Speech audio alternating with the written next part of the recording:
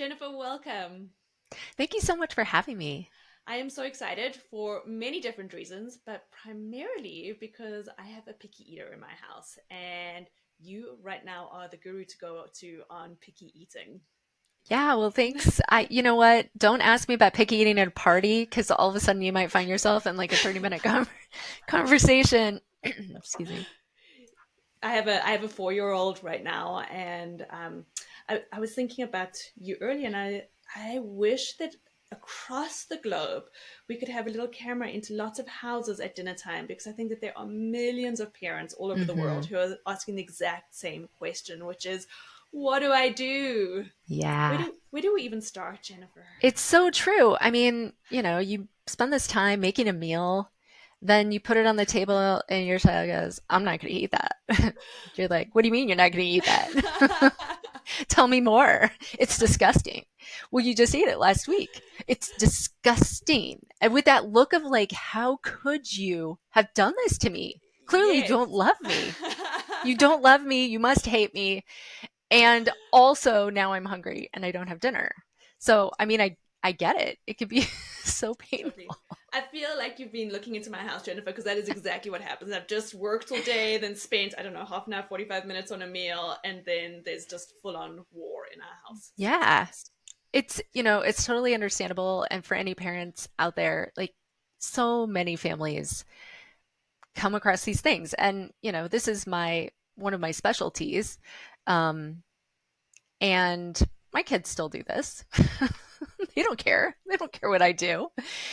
They still have opinions and feelings about this. And they still, I have a picky eater as well. And that's one of the reasons why I got into piggy eating in such depth because I was living this reality, thinking, you know what? I don't want my child only eating for foods because that's often a way that kids go. And I don't fault any parent for getting into that position um, because it's complicated. Piggy eating can be complicated. It can be frustrating. We can feel like failures as parents. Yeah, It can be hard. absolutely. I think to know that you're a mum that's been through this too is Yeah. huge, because you go, oh, it's not just academic, it's also deeply, deeply personal. Oh, absolutely. I really started because my first child started to fall off the growth chart. And there's really nothing worse than standing in a pediatrician's office and them saying, "Hey, there's something wrong with your child." Mhm. And I was like, "Well, doesn't he know? Doesn't my child know I'm a dietitian? He's this isn't supposed to happen." But kids don't care. They don't care what you do for work. And that's when I started to specialize because I wanted, I had that drive to keep my child on the chart.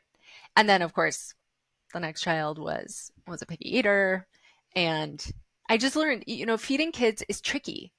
It's so tricky. And Mhm. whoever said it's not, they had an just like they got lucky. They got Totally. they they got lucky in the kid lottery and they picked out the one that was like, you got a good eater. Totally. Came out eating Brussels sprouts. Yes, exactly. So, Jennifer, when we look at picky eating, let's start right at the beginning. Hmm. What causes picky eating? Why? Great question. So there's a lot of different factors that play into picky eating. Everything from exposure to flavors, which begins in utero, to genetics, to what you feed your child, to their personal development, the development of their sensory system, any sort of neurodiversity they might have, any sort of medical conditions they might have, medical experiences involving eating or, the GI tract, all these things, all these things could cause picky eating.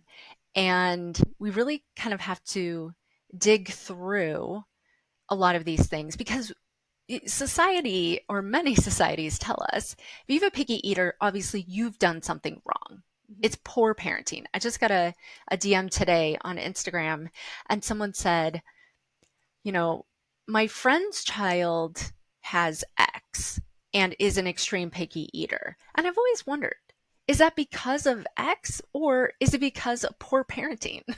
Mhm. I was The like, oh guilt, my the guilt. gosh. Hmm. Why? Why are we doing this to ourselves? Why are we doing this to our friends?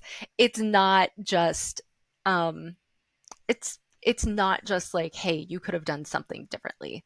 And you'll see that a lot on social media. Hey, you know, feed your baby solid foods this way and they won't be picky eaters. Prevent picky eating. See this message all over, prevent picky eating.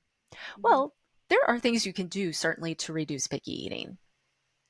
Doesn't mean you're going to prevent it. Now, Yeah. for some kids it may prevent it, but by and large, if you have a child who's on the road to being a picky eater, there's more going on.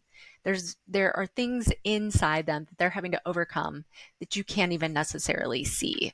Oh, it's beautiful. It just takes away all those layers and layers of guilt. Because when that guilt is there, it's almost impossible to wade through it and say, okay, how do we move forward?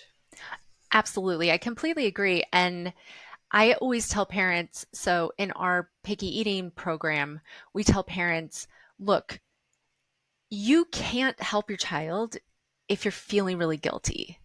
Now, you may always have feelings of guilt that kind of come and go, or like a little voice in your head that's like, hey, you could have done better. But the more we're paying attention to those voices, the less energy we have to actually help our Mm, kids. And so that's one of the first things we address is guilt, because otherwise we have limited resources. We can't actually help. absolutely. And as our stress at dinner time goes up, and I'm talking personally here too, as our stress goes up, of course our kiddo's stress is going to go up. So we really Right. need to figure out how to bring it all back down to earth a Exactly. little bit. Okay. Exactly. So, Jennifer, you mentioned earlier that when we can kind of get through that guilt or all of the self shaming questions, that then once we're able to wade through that, we can actually go, okay, when we come back to basics and say, how do I actually help my child? I think that that is the fundamental question that many parents have is how do I actually get my kid to start eating more than chicken nuggets or an Hmm. apple or, those four foods that they Hmm. love? Right. So because there's so many causes, there's a lot of different solutions. But I always like to remind parents to kind of go back to how are you approaching mealtime in your house? As the parent, are you just kind of letting your child run the show? They're deciding the menu, you're chasing them around with a spoon, trying to get them to eat 3 bites. Um, they're choosing kind of everything. They're in charge of everything. That's not that's not going to be helpful. And on the other hand, are you 100% in control of everything? You're saying, I'm in control of the menu, I'm in control of the setting, I'm also in control of whether you eat, how many you eat, how many bites you swallow, I'm all that. When you're on either one of these, where the parent is totally in control or the child is totally in control, things get mixed up and Yep. it's really tricky to make any progress. And that causes more stress because kids, they're little, they don't have enough life experience to set up the whole thing. Mm-hmm. And parents, they have no idea what their child feels like on the inside. Mm-hmm. Like if someone is hungry, now as parents, we say, oh, I can tell they're hungry because they're, you know, Yeah, they're having, crabby. yeah, they're They're crabby, yeah. like all those things. So aside from a few clues like that, we don't actually know how they feel. We don't know how hungry they are. We don't know if a food is making them nauseous, especially before they understand the word for nauseous, which doesn't come until later, Mm-hmm. right? So we really have to kind of step back and say, am I doing my job and are they doing their job? Because when we are allowing the child to decide, how full am I gonna make my tummy today? And we're telling the parents, like, stop chasing your child around the house, sit down, you decide the menu. Of course, always considering your situation. It's not like you should go and make some dish that your child would never eat in a million years, but you're in charge of the menu and all that stuff. And that is really the basis of being able to move forward. So we let go of that power struggle. Right. I always like Mm-hmm. to say, if I'm sitting down at the table and I serve my child a dish, any dish, even a dish they like, and they stand up in their booster seat and they look you in the eye and they say, I'm not going to eat that. It's disgusting, right? You have a choice. You can engage with that or you can pretend like it didn't happen and say, oh, hey, how was school today? Hmm. Hmm. Or you could say, that's fine, you don't have to eat it. You, like, where's it going to escalate from there? The only Totally. issue now is like, can you get them to sit down and be safe Yes. in their booster seat, right? But that's really where we want to go with these meal times is can you make a positive connection with your child? Can you keep them safe? And can you give them the opportunity to eat without shoving food down their throat? Because force feeding is never going to get us anywhere. Hmm. Hmm. Okay, so we choose the menu, we choose when it's time to sit down, and then we have a little whirlwind of a toddler who is not going to sit at the table. What do we do? So we've got this meal, we've provided different options, is what I'm hearing. We've provided different options on the table, and they're not there. What do we do? So I do recommend having a strategy for establishing, okay, you don't have to eat the meal, but you do have to sit at the table. Mm. But I think the key for this is appropriate expectations.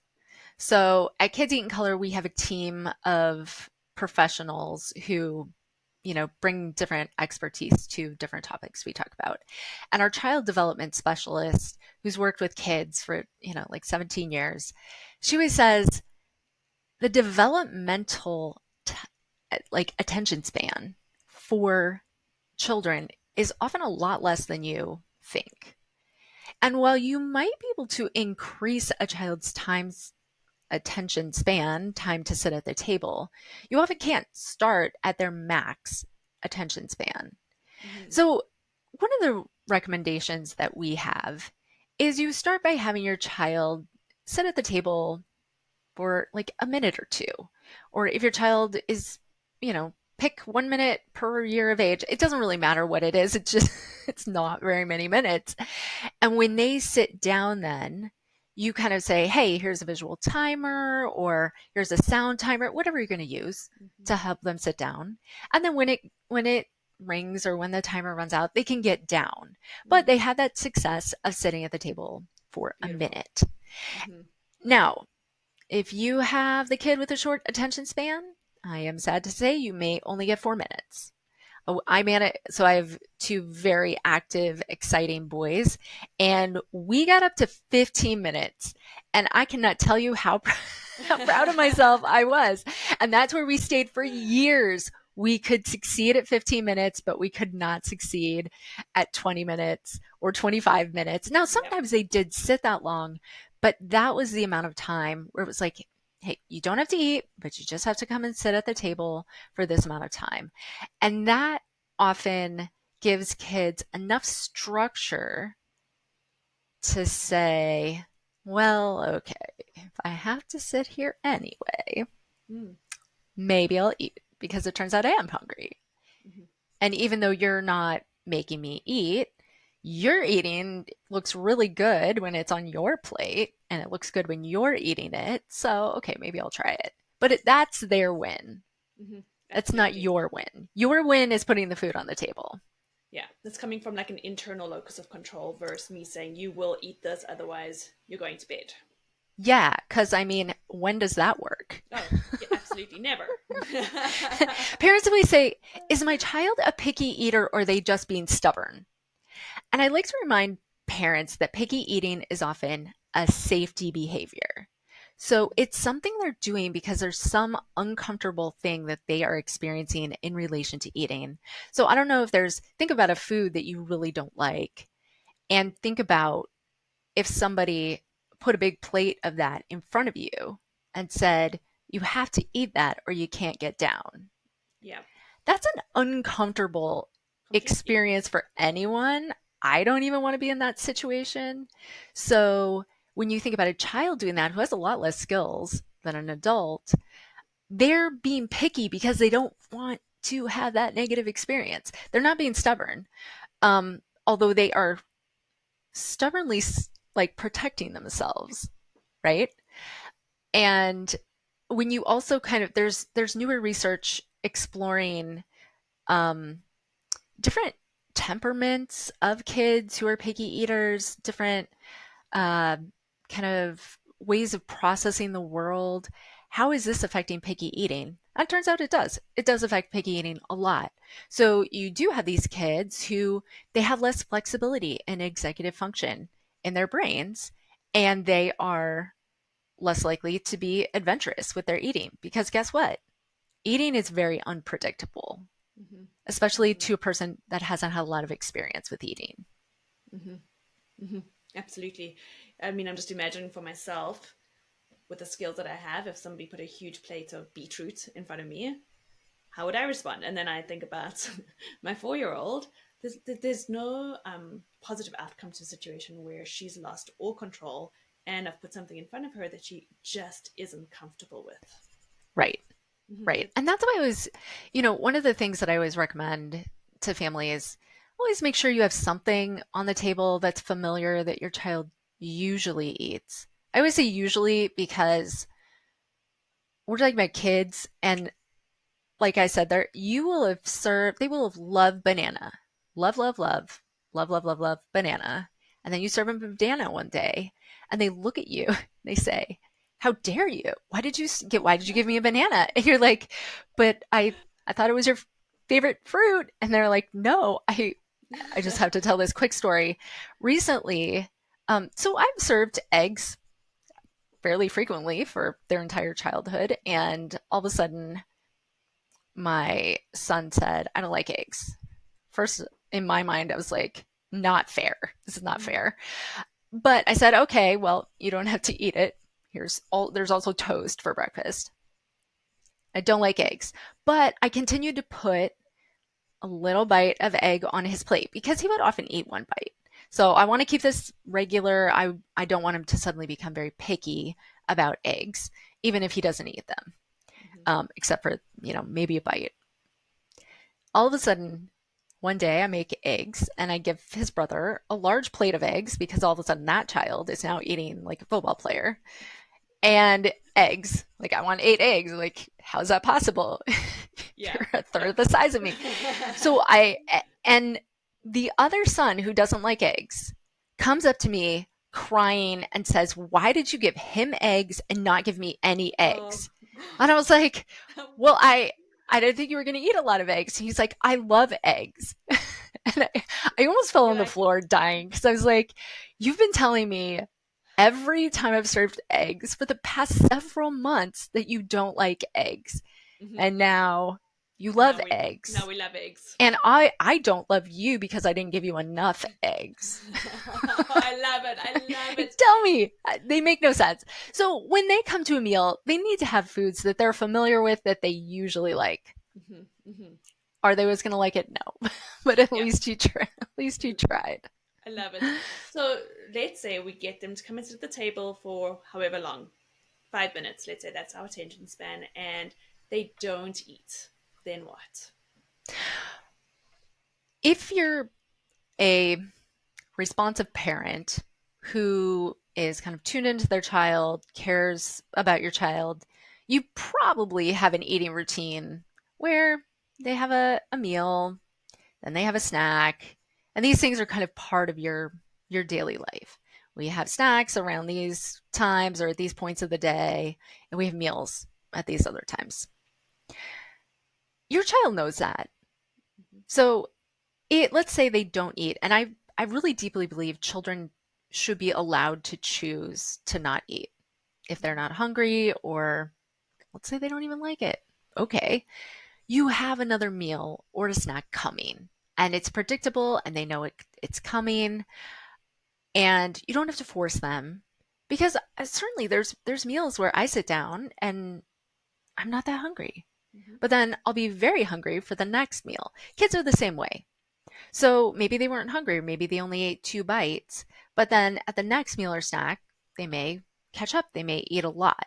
So as long as you're providing a food that your child is usually comfortable with, it's okay Mm-hmm. to provide other provide them with the option of not eating. You Mm-hmm. can say, okay, it's fine, but also we're not going to have the next meal or snack until after nap or after we watch this show or until after we go for a bike ride. So I just want to make sure you know that. Mm-hmm. Like make sure they kind of understand. But even small kids, if you're routinely providing these eating opportunities, you think they don't understand, but they absolutely understand. Their bodies understand when food is coming. Um, and and it's okay. Yeah. Jennifer, what I love about that is it takes all the fire out of those dinner time moments. Because I know for many parents, we try different strategies. So you'll say, if you're not going to eat now, I'll leave your dinner on the table and you can eat that later as a snack. But that Hmm. doesn't work either because there's control in that, there's power. And what I'm loving here is that you're saying, okay, you're not going to eat now. We're not going to fight over it. It is what it is. And then when we have snack, then snack time is a different opportunity to now eat. Right. Don't take that plate and serve it over and over and over. I mean, it's just like that's not going to help the situation. It's not going to help your child be more cooperative. Now, I do recommend not wasting food, right? So if you're putting food on your child's plate and as they learn to maybe serve their own plate or things like that, really focus on small portions. If you know your child doesn't like peas, don't give them a half a cup of peas. Mm-hmm. Give them a pea. That's fine. So just kind of keep in mind what you know about your child. And if they haven't touched it, store it for later. You eat it for lunch. Mm-hmm. I feel Mm-hmm. like as parents, sometimes we got to take Totally. one for the team. Um, like, no, I didn't want to eat my child's breakfast for lunch, but you know, Here we are. here we are. So, I mean, we don't have to often parents will use that almost as punishment. Like you didn't eat, so I'm going to make you eat that. I remember one time somebody was like, and I kept serving it over and over. And then it was breakfast the next day, and then it was dinner. Like, did they ever eat it? No. No, Because the more you're digging in, the more they're digging of in. And course. that's not helping picky eating Hmm. at that point. Absolutely. You're just making your job harder. 100%. And if anything, making them more picky because it's our children's job Yeah. to be able to say, no, this is what I want. That's what we Yeah. need to do at this age. It's interesting. Someone recently wrote an article about me and they they did not like this idea. They didn't like this idea of providing a a food that your child usually is comfortable with at a meal. They felt like as the parent should be showing the kid who's boss. And if the child didn't eat that meal, even if there were no foods that that child didn't like, then it was the parent's job to make sure their child was hungry just to show them who's boss. I was like, wow, I don't feel bad that you don't like me. We're never trying to inflict discomfort or anything else on our kids just to get them to eat a piece of broccoli. Like, what is the point of that? Your child can be Absolutely. perfectly healthy and never like Hmm. broccoli. I think at the end of the day, what we want is a positive connection at a Hmm. meal because when everybody is calm and positive, everybody eats better. Like you Absolutely. literally can rest and digest Hmm. if you're calm. But if Hmm. you're all amped up and anxious and fighting each other, then you got that adrenaline pumping. Your Hmm. saliva dries up. You're not making digestive juices. Like you cannot eat properly. So we really want to bring that stress down so Love that it. everybody can have a better mealtime. Yeah, so that in the end, food equates to nurture, not Mm-hmm. punishment or control. Right, right. So, how, so you're saying make sure that those comfort foods are there or foods that they're comfortable with. How do we gradually start to introduce new foods to them? So this gets a little bit more complicated. Of course, you can always be introducing foods. Like don't give up. Don't give up on serving foods. Even if you're the only one eating them, if broccoli is an important food to you, don't stop serving it just because your child doesn't like it yet. You can still enjoy it. You can enjoy it in front of them. Keep exposing. Exposure is just one of these huge positive things for families. So your child can never learn to like something if they can never see it and it's never there. So that's the first just reality. And all those, sometimes kids need 100 exposures. One of my kids took 3.5 years before he ate a tomato without spitting it out. And and then that day he ate a tomato, he liked it, and he ate the whole bowl of tomatoes. Mm, And I mhm. thought, wow, that's Wow. amazing. It finally paid off. But sometimes we have to be patient for that win. So that's Mhm. usually the number one. Now, if you do have a more extreme picky eater and you are down to 4 foods, then we get into the whole thing of advanced techniques in keeping kids' stress low while also helping them to begin to interact with other foods. So that's more of, I mean, that is certainly a more technical thing that we would cover in like a program as opposed to just kind of throwing out tips because Absolutely. it is complicated. Absolutely. So that leads me to my next question. Problematic eating versus picky eating. When do we know that we actually need to connect with somebody? Yeah, that's a great question. So we have a quiz on our site that is designed exactly to help with that question Mhm. because so many families, you know, picky eating is very typical of children. And at the same time, sometimes it's more than just typical picky eating. So how do you figure out, is it typical? Is it something that a lot of families experience? Or is it like for sure this is picky eating and could cause some problems, or is it really extreme picky eating? You know, Mhm. your child is down to 4 foods. Usually when families have an extreme picky eater, they already know that. Um, but sometimes it's good to have, you know, to have that Mhm. confirmation. But you can go Absolutely. to the website kidseatingcolor.com and take the assessment. It takes like 2 minutes. I've done it. It's fabulous. Jennifer, for everybody listening in today, there's so many more strategies that you have on your website. Where are the multiple different places that our listeners can find you? So the kidseatingcolor.com website has the learning center with all the articles from, you know, starting your baby eating solid foods to picky eating to, you know, sports nutrition for elementary age kids. And then there's social media, Instagram, of course, there. I'm going to put a plug in for your Instagram. It's fabulous. It's one of my favorite accounts. Well, thank you. I appreciate that. Yeah, I feel like it's a little bit more personal, right? You'll see the pile of dirty dishes in my sink, or, you know, we talk about a lot of different things on there. So that's a lot of fun. But if you're kind of wanting to get into the nitty gritty and the meaty stuff of, you know, what kind of milk might be best for my child, go to the website for that. The website. Yeah. Beautiful. Thank you so much, Jennifer. I've learned so much. I can't believe that half an hour flew by so quickly. Thank you so, so much for your Yeah, time. thank you so much for having me.